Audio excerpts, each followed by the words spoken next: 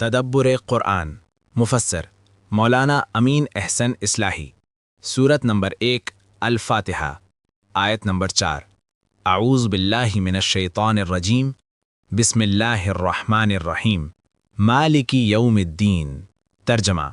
جزا و سزا کے دن کا مالک تفسیر لفظ دین کے معنی دین کا لفظ قرآن مجید میں کئی معنوں کے لیے استعمال ہوا ہے 1 مذہب و شریعت کے معنی کے لیے مثلاً افغیر دین اللہ یبغون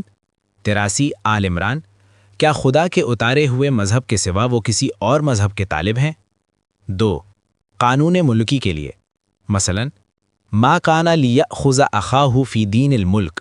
76 یوسف اس کو بادشاہ کے قانون کی روح سے یہ حق حاصل نہ تھا کہ وہ اپنے بھائی کو روک سکے 3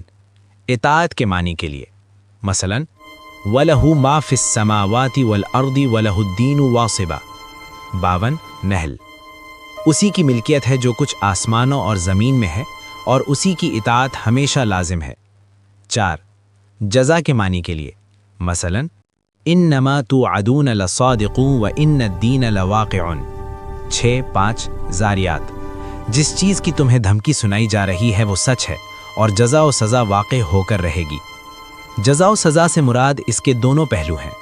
نیک اعمال کا صلہ بھی اور برے کاموں کی سزا بھی اس وجہ سے ہم نے ترجمے میں جزا کے ساتھ سزا کا لفظ بھی بڑھا دیا ہے جزا و سزا کے دن کا تنہا مالک ہونے کا مطلب یہ ہے کہ اس روز سارا زور اور سارا اختیار اسی کو حاصل ہوگا اس کے آگے سب عاجز و سرف کندھا ہوں گے کسی کی مجال نہ ہوگی کہ اس کی اجازت کے بغیر زبان کھول سکے سارے معاملات کا فیصلہ تنہا ولی کرے گا جس کو چاہے گا سزا دے گا جس کو چاہے گا انعام دے گا جیسا کہ فرمایا ہے الملک یومئذ للہ یحکم بینہم 56 حج اس دن سارا اختیار اللہ ہی کو ہوگا وہی ان کے درمیان فیصلہ کرے گا لمن الملک اليوم للہ الواحد القہار 16 غافر آج کے دن بادشاہی کس کی ہے صرف خدائے واحد و قہار کی اس آیت کے 3 لفظوں میں جو بات پوشیدہ ہے وہ اگر پھیلا دی جائے تو پوری بات یوں ہوگی کہ ایک دن جزا و سزا کا آنے والا ہے اس دن سارا اختیار صرف اللہ تعالیٰ ہی کو حاصل ہوگا اور اس کے آگے کسی کو دم مارنے کی مجال نہ ہوگی